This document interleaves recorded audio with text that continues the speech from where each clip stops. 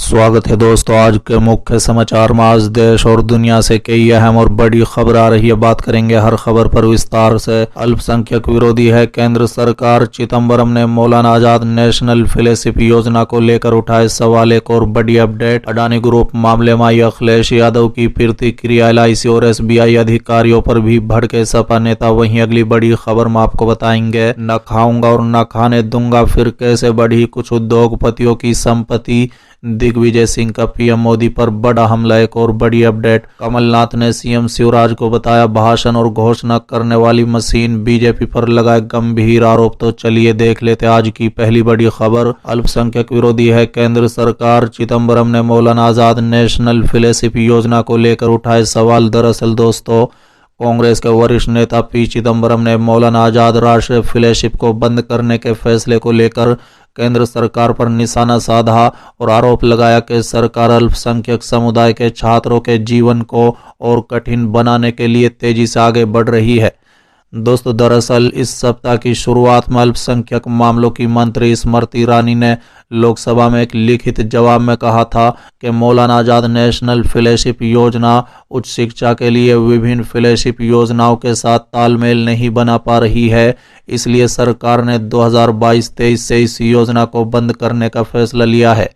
वहीं कांग्रेस नेता पी चिदंबरम ने कहा है कि मौलाना आजाद नेशनल फेलोशिप को खत्म करना और अल्पसंख्यक छात्रों को विदेश में पढ़ने के लिए शिक्षा श्रेणी के लिए सब्सिडी पूरी तरह से खत्म करना सरकार का तर्कहीन और मनमाना बहाना है। उन्होंने आगे कहा है कि सरकार अल्पसंख्यक छात्रों के लिए जीवन को और कठिन बनाने के लिए बहुत आगे बढ़ रही है। सरकार खुले तौर पर अपनी अल्पसंख्यक विरोधी नीति को प्रदर्शित कर रही है। माने सम्मान की बात हो। चलिए अगली खबर, अडानी ग्रुप मामले में आई अखिलेश यादव की प्रतिक्रिया। एलआईसी और एसबीआई अधिकारियों पर भी भड़के सपा नेता। दरअसल दोस्तों, देश के उद्योगपति गौतम अडानी को अडानी ग्रुप को लेकर और हिडनबर्ग रिपोर्ट के बाद देश भर में हंगामा मचा हुआ है। बता दें कि विरोधी दल लगातार इस मामले को लेकर बीजेपी और केंद्र सरकार पर निशाना साध रहे हैं। इसी बीच समाजवादी पार्टी का अध्यक्ष अखिलेश यादव ने भी अभी इस मुद्दे को लेकर बीजेपी को घेरने की कोशिश की है। बता दें कि अखिलेश यादव ने गौतम अडानी का नाम लिए बगैर बीजेपी पर सवाल उठाते हुए कहा कि अपने आम जनता को जो पैसा अपने फेवरेट उद्योगपतियों को दिया, क्या उस पर कोई कार्रवाई होगी या नहीं। सपा अध्यक्ष अखिलेश यादव और यूपी के मुरादाबाद जनपद पहुंचे थे, जहां उन्होंने उद्योगपति गौतम अडानी को लेकर बीजेपी पर जोरदार हमला किया।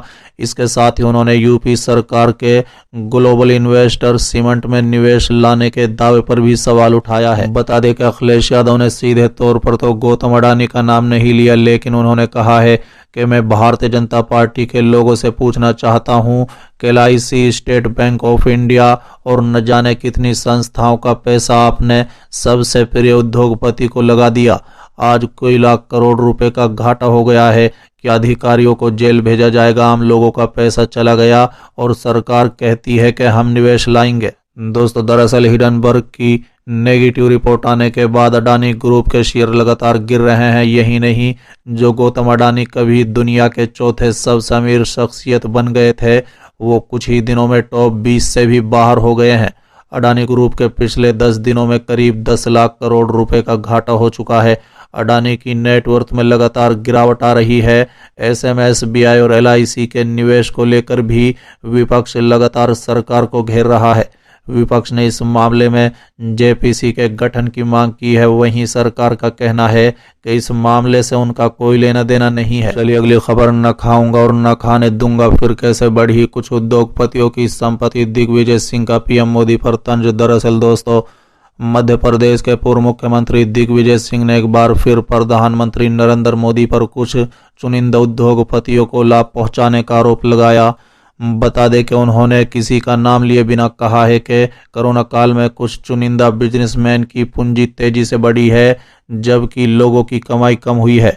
बता दें कि भोपाल में उन्होंने कहा है कि कोविड के समय हर व्यक्ति की आमदनी कम हुई, लेकिन देश के कुछ चहीते उद्योगपतियों की पूंजी तेजी से बढ़ी। सोचने की बात है, ऐसा कैसे हुआ? मोदी जी कहते हैं कि न खाऊंगा और न खाने दूंगा, उसका मतलब है कि मैं खुद ही खाऊंगा, दूसरों को नहीं खाने दूंगा। बता दें कि भोपाल की एक जिला अदालत से दिग्विजय सिंह को व्यापम मामले में जमानत मिली है। इस दौरान पत्रकारों से बात करते हुए उन्होंने कहा है कि मुझ पर 4 राज्यों में मानहानि की प्रकरण चल रही है, क्योंकि उनके पास कुछ और नहीं है। मैंने अपनी जमानत करा ली। इस प्रकरण में तो हमारी सीबीआई जांच की मांग भी स्वीकार हुई है, लेकिन कई लोग ऐसे हैं जो आरोपी हैं, लेकिन आज तक उनको शिवराज सरकार ने हटाया नहीं है। चलिए अगली खबर। कमलनाथ ने सीएम शिवराज को बताया भाषण और घोषणा करने वाली मशीन, बीजेपी पर लगाए गंभीर आरोप। दरअसल दोस्तों, कांग्रेस के मध्य प्रदेश इकाई के अध्यक्ष कमलनाथ ने बुधवार को प्रदेश के मुख्यमंत्री शिवराज सिंह चौहान पर निशाना साधते हुए उन्हें भाषण और घोषणा करने वाली मशीन करार दिया है। बता दें कि हरदा जिले के सिराली में एक रैली को संबोधित करते हुए कमलनाथ ने चौहान पर झूठ बोलने का भी आरोप लगाया। कमलनाथ ने आरोप लगाया कि भारतीय जनता पार्टी सरकार ने प्रदेश बेरोजगार युवाओं और किसानों को बर्बाद कर दिया है। बता दें कि पूर्व मुख्यमंत्री ने आरोप लगाया कि शिवराज जी एक घोषणा मशीन है, न केवल घोषणा करने वाली मशीन बल्कि वो बहुत बोलती भी है। वो भाषण करने वाली और झूठ बोलने वाली मशीन है। उन्होंने कहा है कि हालांकि भाजपा ने 18 साल राज्य में शासन किया, लेकिन उसके नेता ये नहीं बता रहे हैं कि इस दौरान उन्होंने क्या किया। उन्होंने मुख्यमंत्री को आड़े हाथों लेते हुए आगे कहा है कि अब वो विकास यात्रा निकाल रहे हैं। ये विकास यात्रा नहीं बल्कि निकास यात्रा है। प्रदेश कांग्रेस प्रमुख ने यह भी कहा है कि भारत एक बहुत ही विविध देश है, लेकिन इसकी संस्कृति जो सभी को एकजुट होना सिखाती है, उसे कमजोर किया जा रहा है और समाज को धर्म के आधार पर विभाजित किया जा रहा है। बता दें कि इससे पहले पत्रकारों से बात करते हुए कमलनाथ ने कहा था कि शिवराज सिंह चौहान ने कांग्रेस के घोषणा पत्र को लागू करने पर उनसे सवाल किया था। उन्होंने कहा है कि मैंने घोषणा पत्र में किए गए वादों को पूरा किया होता। अगर मुझे पूरे 5 साल का कार्यक्रम यानी मुख्यमंत्री के रूप में मिला होता, लेकिन मुझे केवल 11 महीने ही मिले। मुख्यमंत्री चौहान अपने 18 साल के शासन का हिसाब नहीं दे रहे हैं। कांग्रेस नेता ने कहा है कि उनकी सरकार ने 27 लाख किसानों के कृषि ऋण माफ किया है। चलिए अगली खबर। बिहार के मुख्यमंत्री नीतीश कुमार के अगले कदम पर टिकी है तेजस्वी यादव की निगाह। दरअसल दोस्तों, बिहार के उप मुख्यमंत्री तेजस्वी यादव के द्वारा मंत्रिमंडल के विस्तार की अटकलों पर विराम लगा दिए जाने के कई मायने निकाले जा रहे हैं। बता दें कि मुख्यमंत्री नीतीश कुमार के द्वारा मंत्रिमंडल के संभावित विस्तार की चर्चा किए जाने के बाद राजद और कांग्रेस के कई नेता मंत्री बनने का ख्वाब पालने लगे थे, लेकिन तेजस्वी यादव ने उनके मंसूबों पर पानी फेर दिया। दोस्तों, दरअसल पूर्व मुख्यमंत्री और भाजपा के राज्यसभा सदस्य सुशील कुमार मोदी के बयान ने यहां के सियासी गलियारों में सनसनी फैला दी। मोदी के बयान के बाद महागठबंधन के नेता खासकर तेजस्वी यादव मुख्यमंत्री नीतीश कुमार के अगले कदम को लेकर सशंकित हो उठे हैं।